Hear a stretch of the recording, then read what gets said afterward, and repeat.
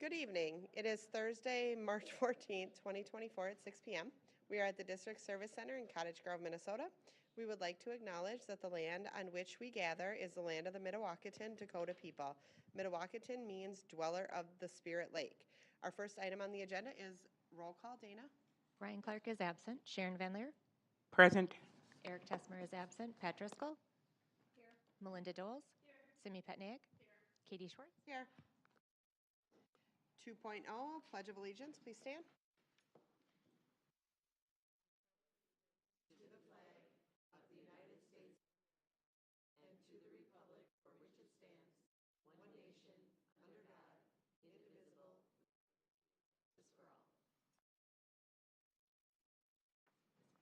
Okay, 3.0 is approval of the agenda. Can I get a motion to approve?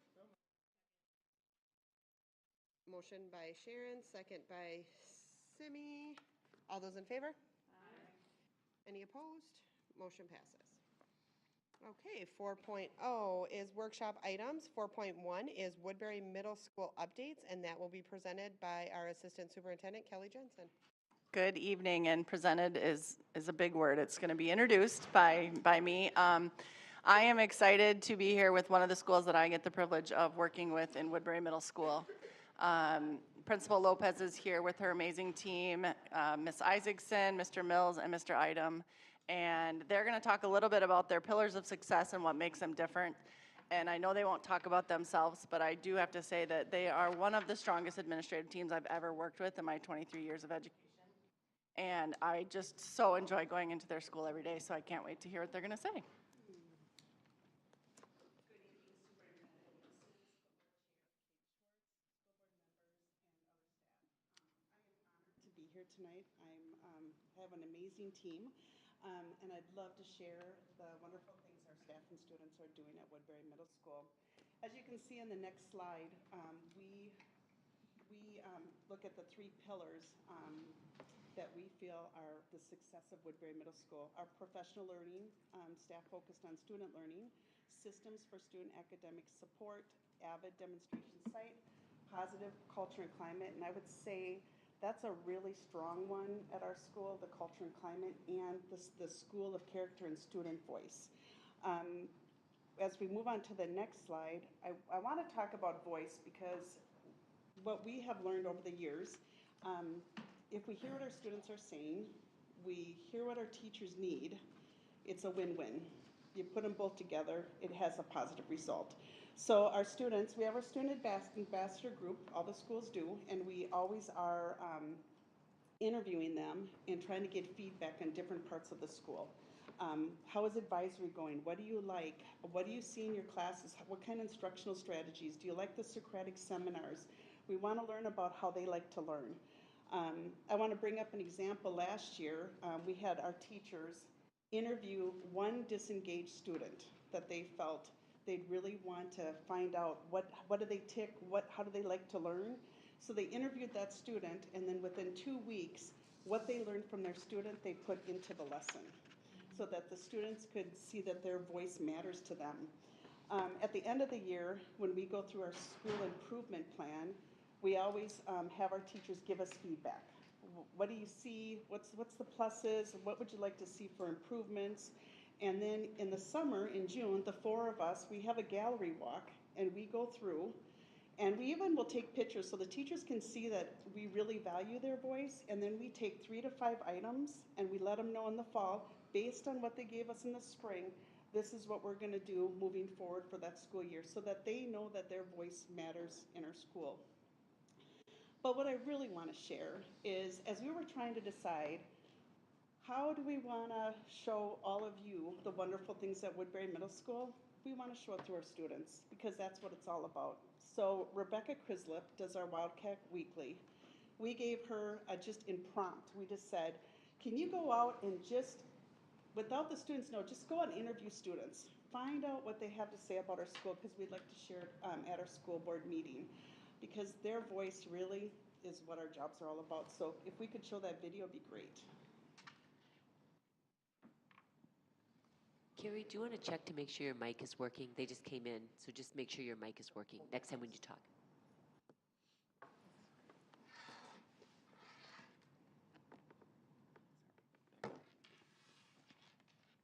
Okay, so this is our Wildcat Weekly crew.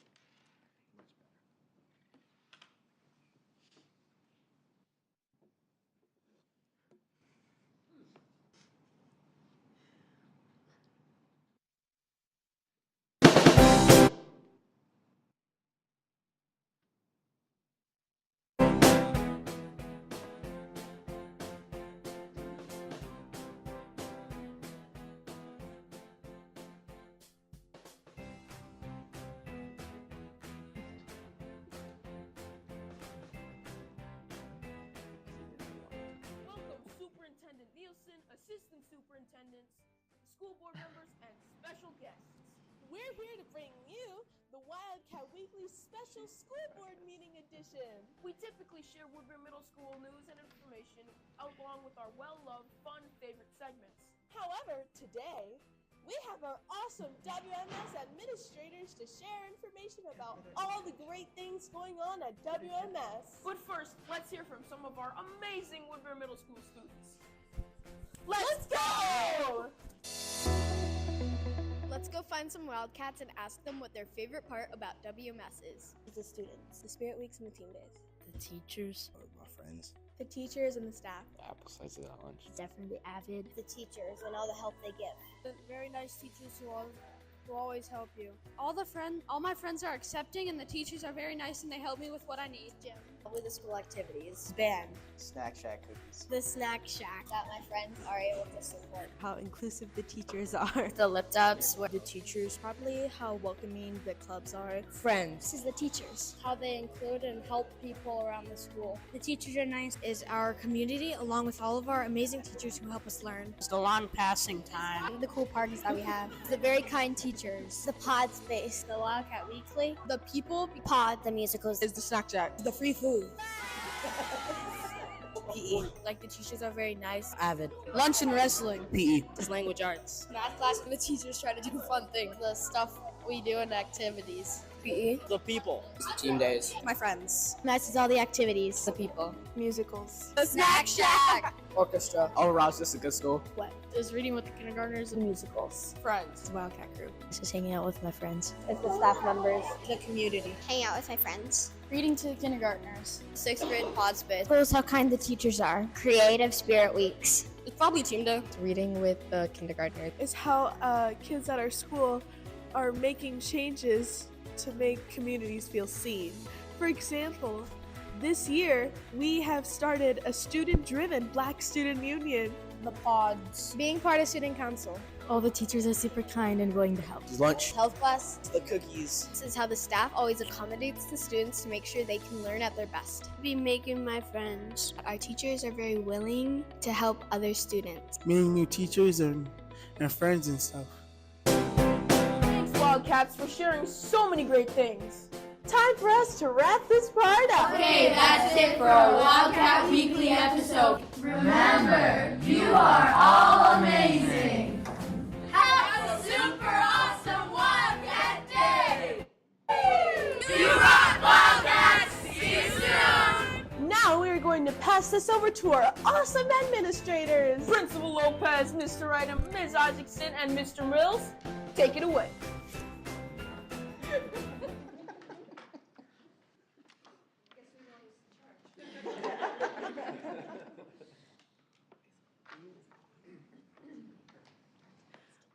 All right, so one thing at Woodbury Middle School we are doing this year is something called the Learning Walks. And this really came from our teachers asking for it. So our instructional coach put it together and came up with a schedule where the teachers and even our school psychologists, our counselors can sign up and do exactly what it says. You walk into classrooms, you get to learn what other teachers are doing, and maybe take those things, those great things that are happening in our classrooms, and bring it back to your classroom and try it within your classroom. Or find out later on, have the conversation like, oh, I just realized, how do you get this student to talk more in your hand? They never raised their hand in my class, but they were constantly raising your hand in your class. What do you do to get them more engaged? This is one thing that we've done in our classrooms that we've started. We have a great turnout right now. We're probably about 75% of our teachers. It's voluntary, where they're giving up their prep time to be able to go do this and do their professional development learning. Teach Like a Wildcat is another thing we do, and this is something our SIP team determined is what we feel is the most important elements of great instruction and what it looks like at Woodbury Middle School. We focused on our Wicker strategies, which is the writing, the inquiry, the collaboration, organization, and reading. What we're doing is having the students have more of a routine. So it's whether it's having the bell ringers every day, it's making sure our students are filling out their planners for the week. It could be the collaboration where we're doing the turn and talks, group activities, Socratic seminar, just to name a few things, but this is something that we'd focus on with our students and with our staff to make sure that everyone in all classrooms are doing this, which really ties in to our next slide. Well, thanks, Kelly. That was really good. You know, Kelly, you talked about 23 years in education. That was really kind of you to say. What I will say about our staff when it comes to their focus on student learning, I've been with a lot of, in almost 20 years of education, I've been with a lot of staff groups. They've all had their strengths. I have never been with a staff this focused on learning and what instruction looks like as my time here at Woodbury Middle. So a lot of where they put it into place is with what we do with AVID. So it's just such a big part of who we are as a school district, but also who we are as Woodbury Middle School. So when we talk about strong academic supports, we know that the best thing we can do is have really, really strong mainstream teaching in all of the classrooms. So we're really proud of what we have done with our AVID elective, but we're probably, I won't speak for you guys, but probably more proud of what AVID school-wide looks like, what it looks like in every classroom, how focused teachers are on that. So this year we've been going through a recertification as a demonstration school. That's not official yet, but it's looking good so far with what they've seen so far. So I think one of the things that stands out is just the level of training that our staff has, and we're not dragging them to those AVID trainings. So when we say it's 100% of our staff trained, that's not because Carrie's making them do that. People are more than willing to step up to do that. So that's a big part of what we do with academic supports. So in the next slide, Sean, thanks, is about our School of Character. So that's another place where we're proud. We've received some accolades. We're an honorable mention School of Character. So this is another pillar, like Carrie talked about, is just the culture and climate of our building. And when this is a place we're supposed to toot our horn, right? So when people come in, they'll say, it just feels different when we walk in your building. And they're always like, well, why is that? I'm like, oh, I don't know, we just do it. This is how, but somebody that we worked with has a good phrase for that. This is how we be. This is just the way we've done business. It's the way, these guys have been at Woodbury Middle much longer than I have, much longer, by the way, I'll point out.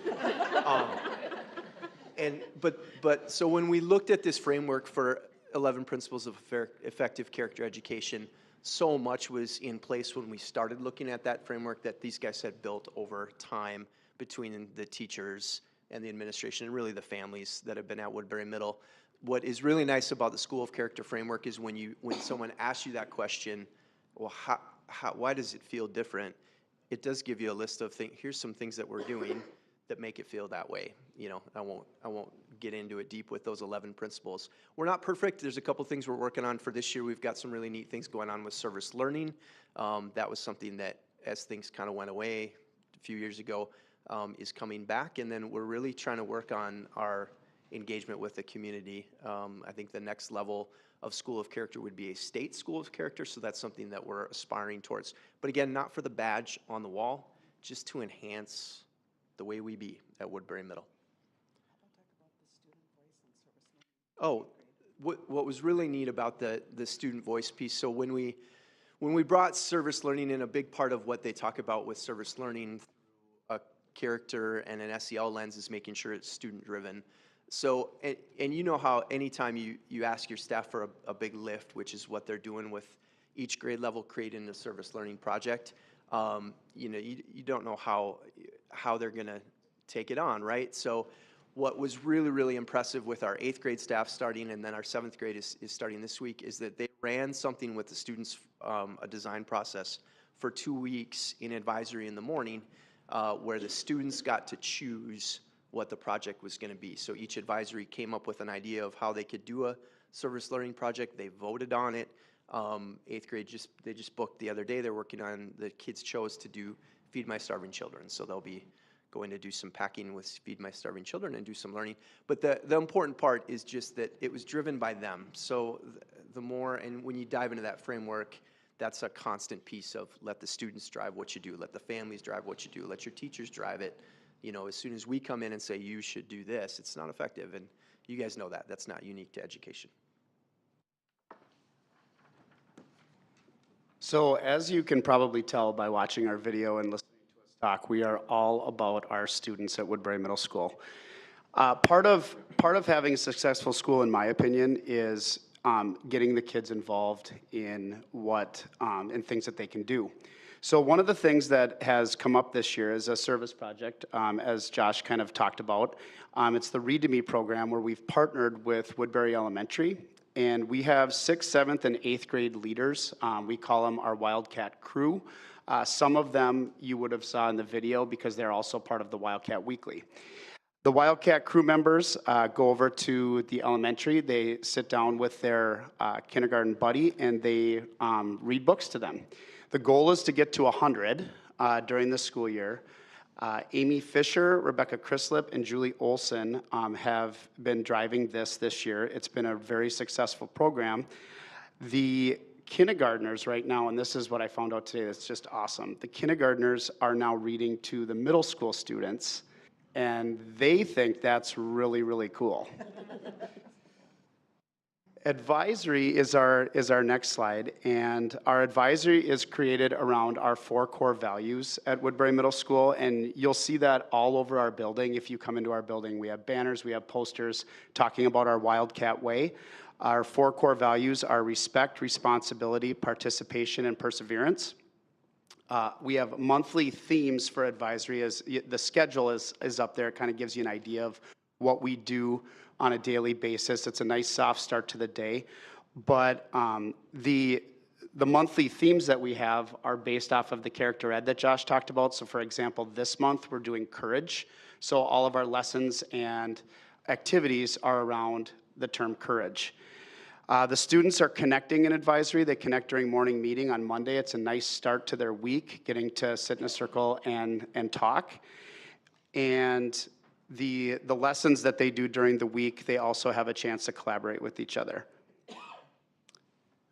Back to you.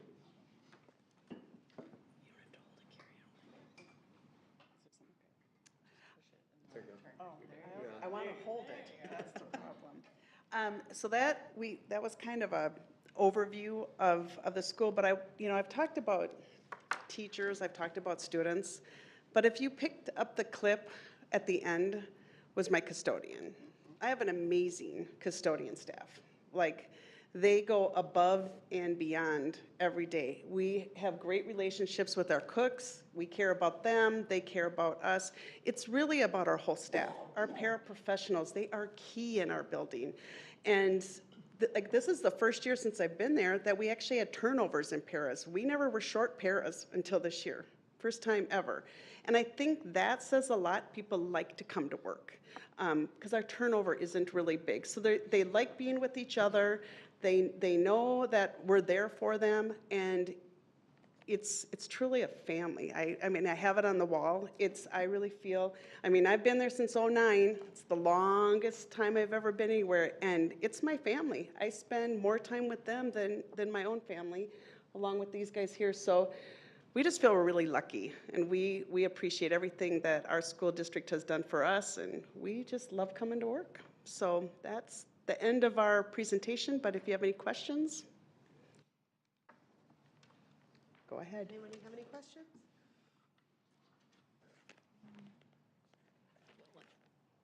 Well, I never want to go first now. 'Cause I like to ask questions.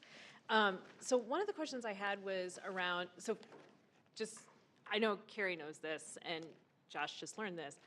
I had 2 children who went to Woodbury Middle School, so I'm a big fan, and totally objective. But one of the questions I had was around how you see, I see you do a lot of scaffolding activities and stuff like that, and I know I had one kid who was at Woodbury during the pandemic and one who was there before the pandemic, and so I know that they had different middle school experiences. So is what you're doing reintroducing what it was before, or are you doing a different kind of stuff to get kids? Great question. So I think what had happened is when we came back from COVID, we really listened to our teachers, what was going on, what was the struggles. And one of the things we've learned is prior was the executive functioning, okay? And when we started talking to our staff, the thing that kept coming up is routines and structures. So you walk into a classroom, like Kelly said, you're going to see a bell ringer. A child knows they're going to come into the classroom, they're going to have a bell ringer on the board, the teacher's taking attendance. The routine's there every Monday in class, in every class in the building, from PE to math to language arts, they're writing in their planner for the week. They all have an end. You know, kids aren't rushing up to the door. They all have an end with an exit ticket or some form of ending. So we've tried to structure all the classrooms, yet still giving the freedom for teachers to teach the way they want to instruct, but having that structure at the beginning and the end, and then with note-taking, having that same process. So when we went back, really revisiting, we had our teachers revisit the interactive note-taking process, then they went around on a, I think it was after school or a workshop day, and they visited what that looks like in a science classroom, what that looks like in a music classroom, an art classroom, a math classroom, and they sat as the student to just restructure on how we should do the note-taking process or close reading. So what we've seen is it has taken a lot of, what would you say? I'm going to think what I want to say. It's taken a lot of kids thinking, what should we be doing, or getting off task right when they come in the classroom. They know what to expect. And I think same with adults. If you know what to expect, you're going to have more success. So that's really how our Wildcat Way process came, was from our teachers and the feedback with the students. And our students, from our ambassadors, they like it because they know what to expect when they come in the classroom. So I think it always was kind of there, but this kind of tightened it up. And as we met with the staff, it was all agreed upon. We all talked about this. What would you like? What would you like to see? And this is what we came up with. And that just started this year. Oh, okay. We did structures before, but never to this level. So it was just happening. So this is more in depth now than what was happening pre-pandemic? Or more structured, maybe? More structure. Okay. More structure. And I think pre-academic, that was all happening. We needed to come back and revisit. And really, we spent a lot of time pre-2019, I want to say 2019, before that, on a lot of executive functioning. Mm-hmm. And then that was the basis that got us going with this, was looking at that executive functioning piece.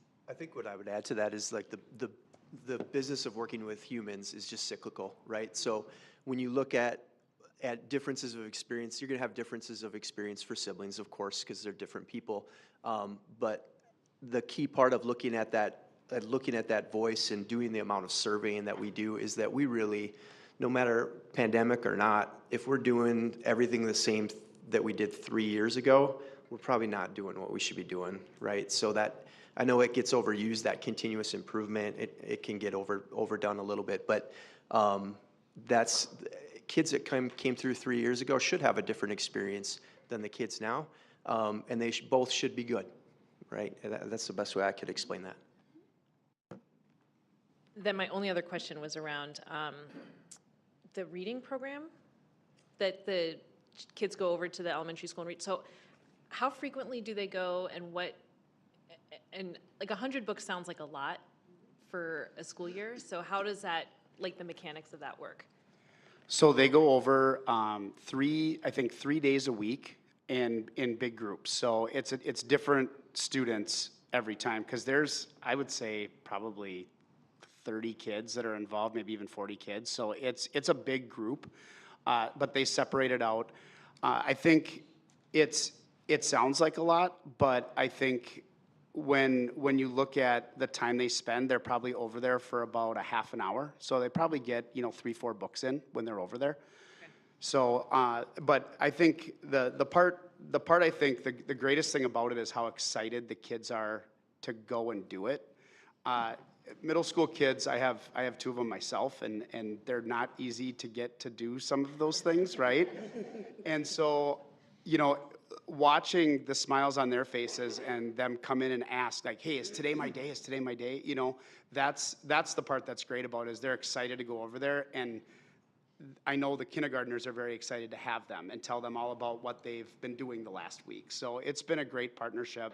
And I know that they're already looking at, you know, what they're going to do for next year, maybe even expanding it a little bit. So. That's it. That's all my questions. Anyone else have any questions? No? Well, thank you. That was great. Thank you.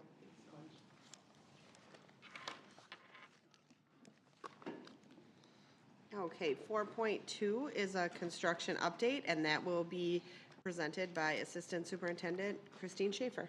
All right, good evening, everyone. We have an exciting update, not quite as exciting as Sean's new plaid jacket he's been bragging about all day, but it will be exciting.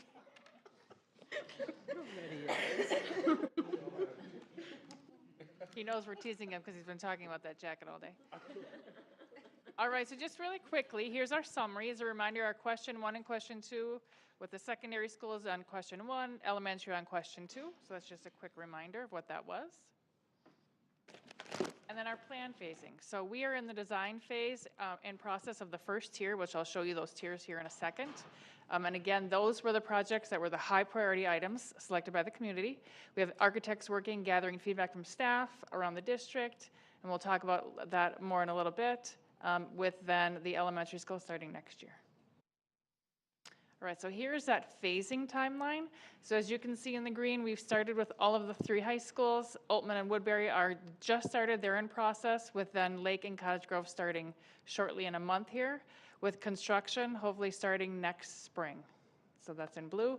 And then when you look at 2025, that's when the design phase will start for the elementary schools. All right, so Park High School.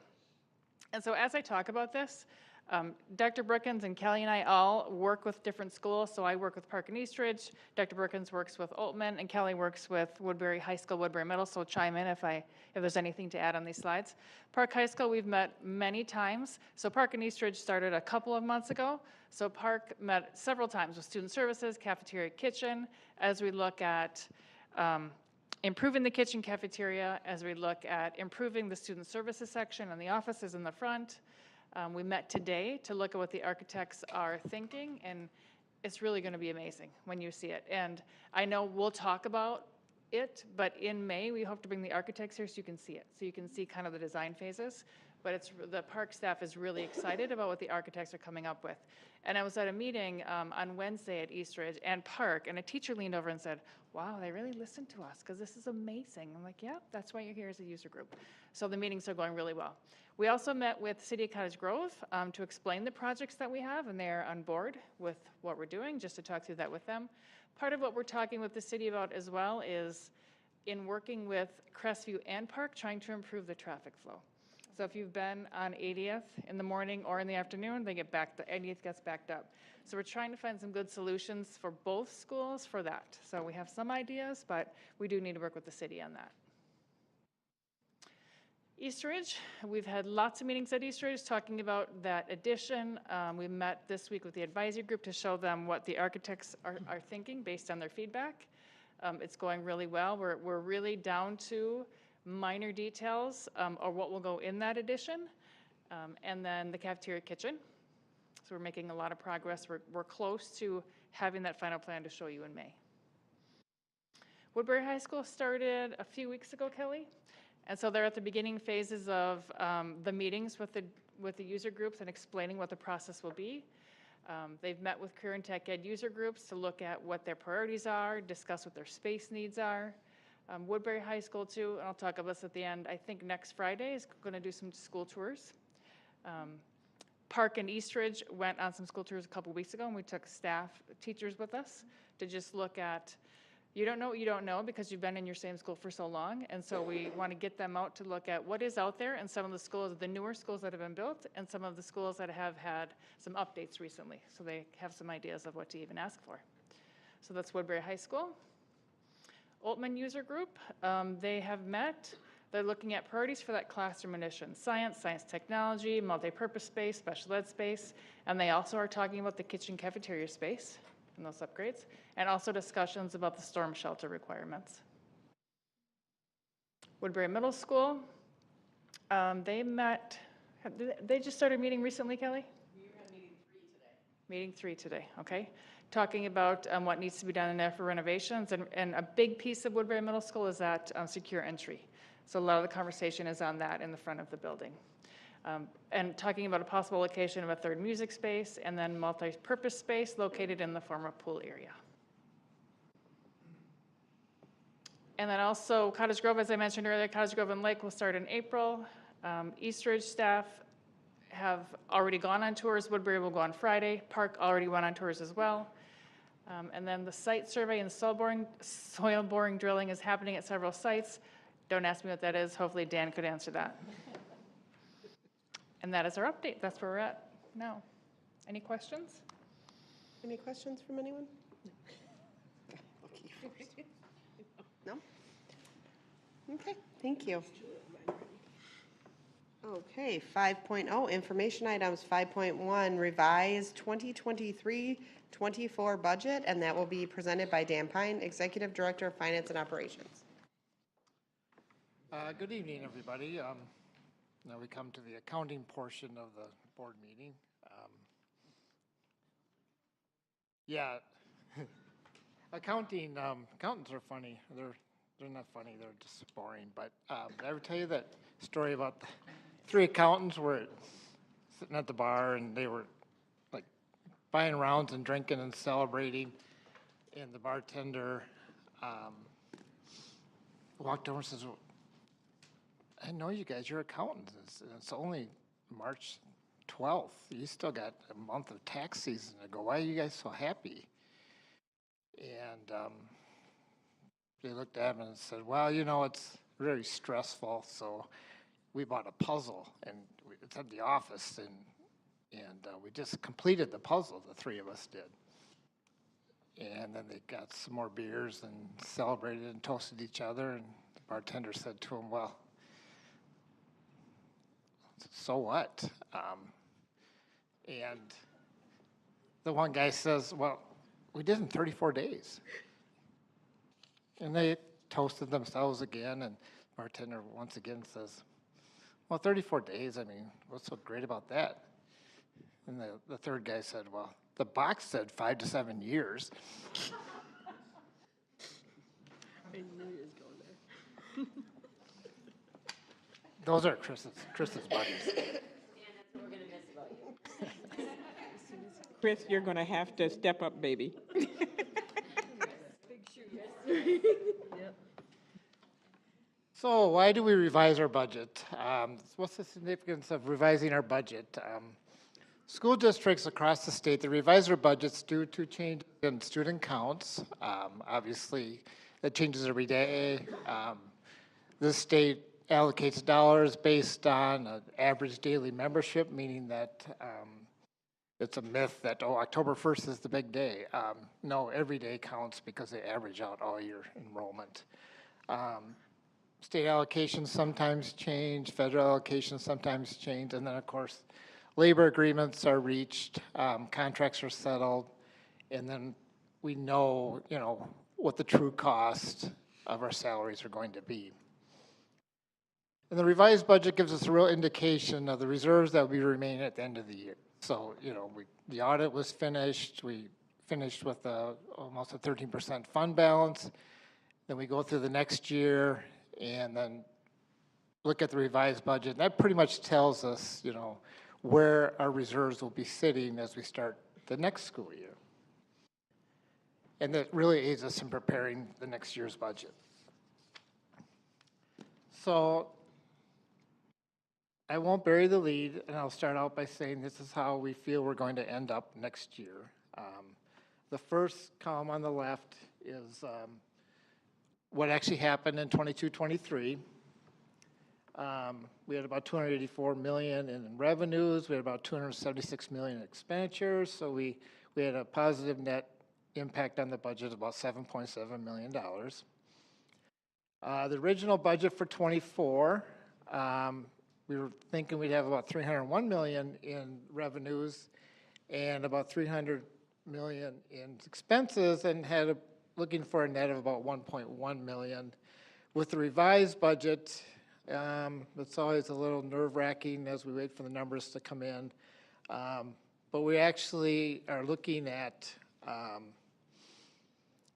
having that net go a little better than what we originally thought and have a net impact on the budget of a positive $1.6 million, which will raise the fund balance up a little. Percentage-wise, it won't be as high, mainly because the percentage is based on the expenditures, and you can see our expenditures have risen quite a bit in the last year, $30 million, and most of that's attributed to the labor market and trying to settle contracts. We always like to talk about enrollment because enrollment really drives the budget. Everybody should know by now that most of our state aid comes simply by multiplying the number of students that we serve by the formula that's set by the state, the basic formula, plus multiplying the enrollment by local operating levies and local optional revenue. It should be pointed out that 2023, those numbers are set, are done, and it was 18,770 ADMs, or pretty much students, which is the largest enrollment the district has ever seen in 1 year. The previous high was in 2020, and then we all know what happened, and enrollment kind of went down for a while, but it's built itself back up again. This year, based on what we've seen in the reports every week, we'll probably have our largest enrollment ever, about 18,878, almost 18,880.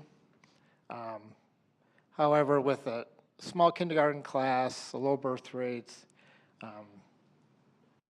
kind of looking budget-wise that it's going to go down next year, slightly, about 30 kids, and then CROVs pretty much stay even for the next 3 years. So what are the type of revenues we're talking about, and why did it change as much as it changed? Almost a $7 million increase to the original budget. Well, one reason is that we budget pretty conservative on our enrollment, and we're probably going to end up with about 300 students more than we would have than we had budgeted. The basic formula had the largest increase in the last 20 years. It increased by 4% by state legislation, and is now $7,138 per pupil unit.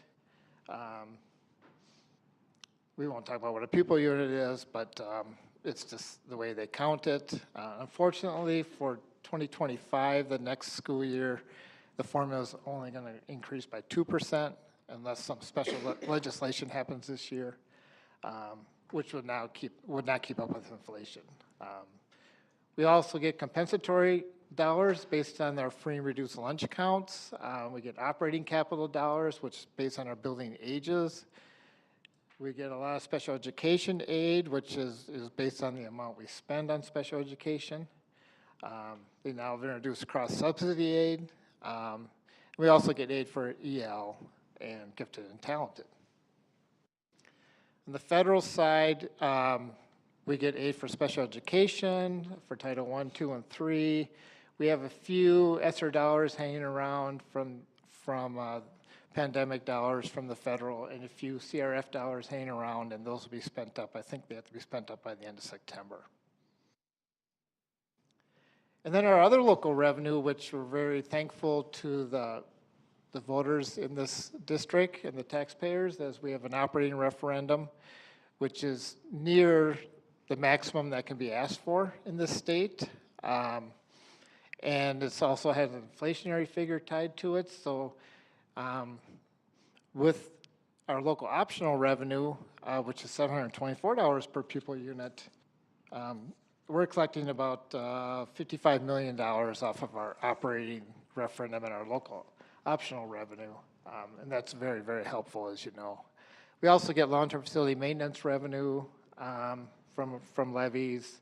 And of course, there's fees, there's third-party billing, which has really increased over the last couple of years, thanks to great work by our special education department.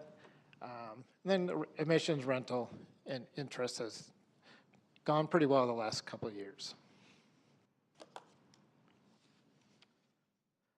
So just briefly, you'll see that we increased the revenues from the original budget by 2.23%. Local and state aid is about 2%. The federal increase is about 11%, and then the other revenue is about 11%. Some of the reasons for the variances, so our revenues increased about $6.7 million from original budget. Our state aid showed an increase of $4.5 million from the original budget, and that was mainly due to the enrollment sailing in higher than budget. Special education state aid is increased in the budget also, and mainly because it's tied to the expenses that are incurred, and most of the other revenues remain fairly flat. On the expenditure side, we generally look at our expenditures a couple different ways in this forum.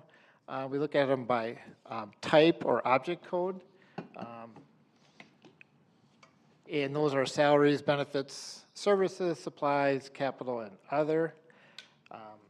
Overall, I mean, it's from the original budget. You saw our revenues go up, but also our expenses have gone up about 2% overall from the original budget. I think you need to kind of take note that total expenditures in 2023 were about $276 million, almost $277 million. But our total expenditures in 2024 are going to be almost $30 million higher than that. Some of it is some one-time money, but a lot of it, you know, has to do with salaries and benefits and contract settlements.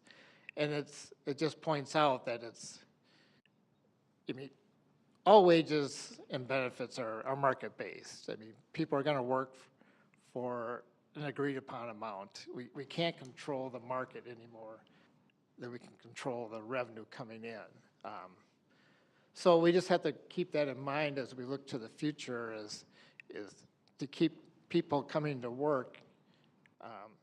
It isn't as simple as saying, well, just don't spend that much. Pretty soon nobody will come to work. But we see our salaries from the original budget up about 1.17. Everything else is pretty small. Capital increased a lot, and that's just more of a one-time thing. We'll talk about that in a second. I think it should be noted to the finance and HR staff to have a revised budget that close to original with a $180 million contract to settle shows that, you know, we planned ahead, and it shows just how close they came. I mean, it's pretty amazing to be that close. And then we also look at our expenditures by program, meaning where is it spent? And the main categories are administration, district support, and then there's the instructional categories like elementary and secondary regular instruction. There's a vocational instruction. There's special education instruction. Then we have some departments that support instruction, and then we have departments we call pupil support, and that's mainly transportation of those students, and it's the office support in the schools, the counselors and such, and the media centers. I'm sorry, media centers are instructional support, and then sites and buildings are a facility department. You can see where the increases are compared to original budget in some of those. So we like to do this visually as we look at our expenditures by program, and as we look at cents on the dollar, you know, how are we spending, where are we spending these dollars? And as you look at this, you know, it's broken into classroom instruction, that's regular instruction, and special education. And if you add in the instructional support, which is directly involved with the students, you know, that's like 70 cents on every dollar. And then if you look at pupil support, which we have for student support on here, it's another 12 cents. So you're up to 82 cents on the dollar, all spent directly on students in the form of instruction or getting them to school. And then we spend 10 cents of every dollar on keeping the rooms clean, keeping the warm or cold, and in the case of this room, always cold or warm sometimes. So really, most all the money, 92 cents of every dollar is spent basically directly supporting teaching students or supporting students either with transportation or guidance or keeping their classrooms comfortable and clean. Then the other 8 cents of the dollar, 4 cents is spent on district support, which is making sure people get paid, making sure people get hired, making sure all the computers work, all the behind the scenes work, and the other 4 cents is spent on administration of the buildings and the district. It's not my phone, is it? It's on silent, that's weird. I'll just explain a little bit about the increases from the original budget on the expenditure side. The capital, about 6.2 million from the original budget. The capital expenditures increase about 4 million. It's due to some long-term facility maintenance purchases that get delayed based on supply chain issues and things like that, so they get moved to the next year. And then we also installed our camera system, new security camera system throughout the whole district, and that's a one-time shot there on the installation charge. And then we also started making a payment on that. So that was more kind of one-time costs there in capital. Capital we can control pretty much pretty easily as compared to other expenses. The salaries were up about 2 million after the settlement of the labor contracts. Benefits expenses remain pretty flat, meaning that Chris and the gang did a real good job of budgeting for benefits. Supplies are up slightly, mainly because we anticipate carryover of unspent surplus money in the schools, and they get to carry that over. And we actually saw a decrease, in services, which includes utilities, and mainly due to the mild winter and the lack of having to do a lot of snow removal and salt and sand and stuff like that. So 2024 is a projection. These are unassigned fund balance. This is the history. As you can tell, you remember some of these years when we got down pretty low, made some adjustments, passed some levies along the way, and slowly we've built it up, and we're pretty happy with that. At the end of 2023, we ended up almost at 13%, real close, rounded to 13. The dollar amount will go up after 24, but the percentage won't follow that, just mainly because the expenditures are higher.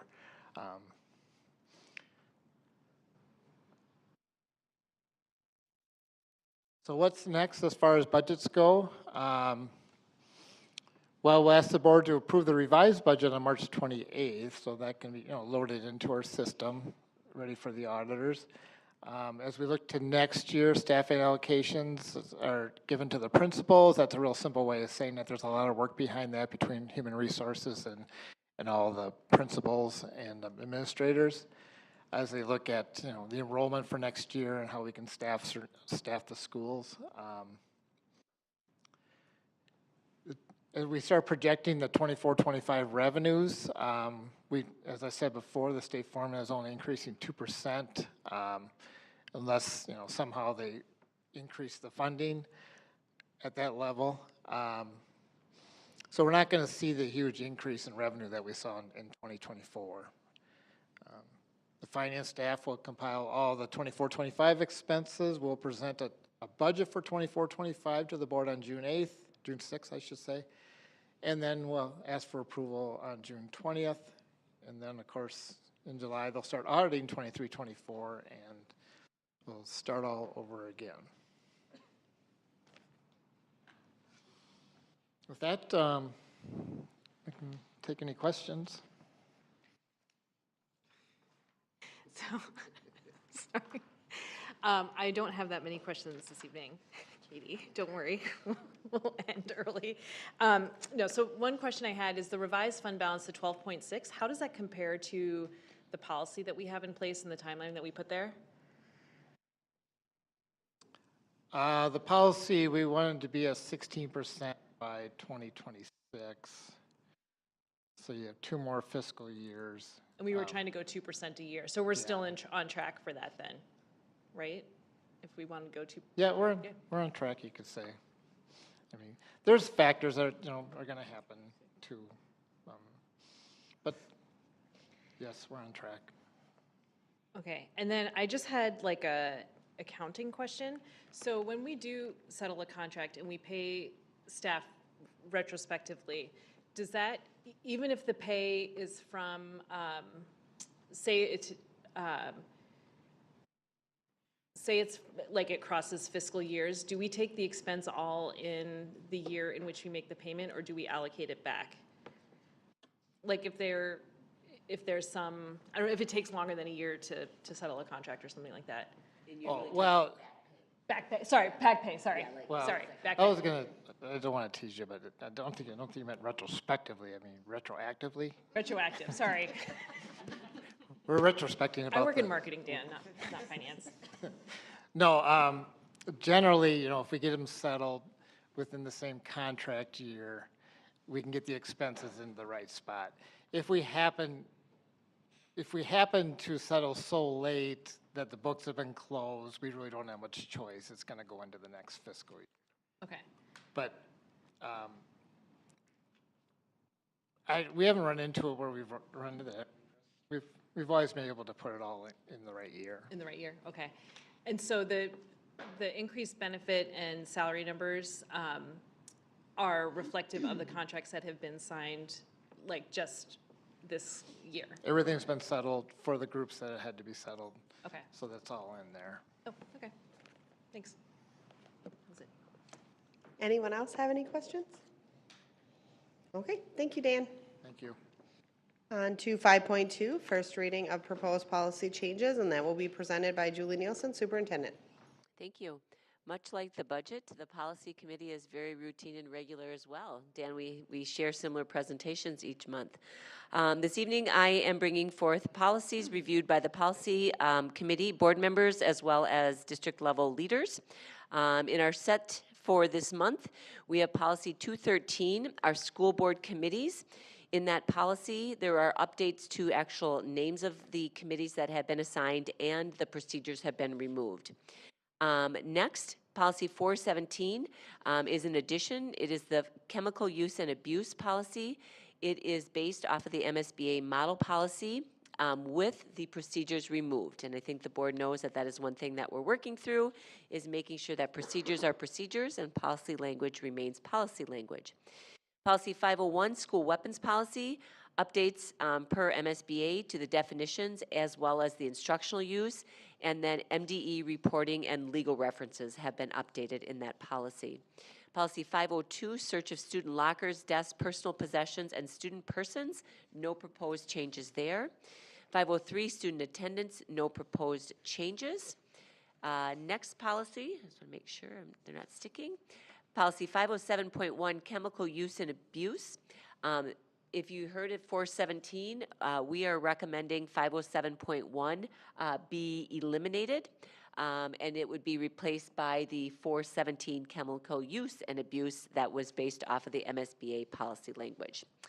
Policy 510, student activities, no suggested changes there. 511, student fundraising, again, no suggested changes. The next one, memorials for deceased students and or staff, policy 523, updates to language formatting and the overall organization of the policy. And then finally, policy 528, student, parental, family, and marital status non-discrimination. In that policy, there were updates to legal references. And then policy 531, the Pledge of Allegiance. There were just minor language updates to use designee in lieu of specific individuals. And so with that, board members who represented the policies and leaders, if there are any questions, we are open to them. Okay, seeing none. Dana, has anyone signed up to speak on the policies? Okay, then these will come back next meeting. Okay, we are on to 6.0, reports and comments. Superintendent report will be first. Thanks. Once I get my voice rolling, I better just roll because it might just crackle and die. Just a quick highlight, last night we had our elementary art show, and if you look around the boardroom, I will tell you what, isn't it something what a little student artwork does? It just brightens our space. And so many of us had the opportunity to be here last evening with our students as they celebrated, took pictures with their families, their parents, their grandparents, just a lot of individuals coming through the boardroom celebrating the great artwork that was put together and hung up by our elementary art specialists. So a big thank you to our elementary art specialists and all the students who had their artwork displayed. Next up, April 6th, just a reminder for the board and community, that will be our Woodbury Expo. It's an opportunity for the district to highlight job openings as well as programming that we offer, as well as all of the many businesses within Woodbury and the surrounding area. And then finally, in this afternoon's parent and family newsletter, information went out about the opt-in process. Everyone, as reminded, everyone needs to make sure they go in and opt back in. This is an every year process, and it's being done to ensure that we have efficient routing. And we would like that timeline. It's scheduled to all be completed by the end of March, and we know there may be some additional follow-up, but we would really like for parents to make sure they go in and take care of that. If they have any problems or issues, and board members as well with your children, info@SoWashCo.org. You can just leave a message what the problem was, and our communications department will prioritize those and get back to individuals. We anticipate that there are going to be some snags along the way, but instead of calling transportation in multiple different boxes, we prefer that people go to info@SoWashCo.org. And then finally, tonight Woodbury Middle School talked about the strong possibility of revalidation for AVID. I just wanted to include one other. Last board meeting I talked about AVID as well. There was the revalidation of AVID for Park High School and Oltman Middle School, and the validation for Cottage Grove Middle School. And I think the last time I spoke and shared, I left off Oltman, but they were actually revalidated as well as an AVID school. So that concludes my report. Thank you. Thank you. Do any board members have any events or activities coming up for any of their committees or anything else district-wide? None? Okay, then we will move on to 7.0, future meeting dates. March 28th is a school board business meeting here at 6 p.m. Then we have 2 meetings on April 11th, our workshop meeting, and then at 6 p.m. and then immediately following will be a short business meeting. And then we are at 8.0 and we are adjourned.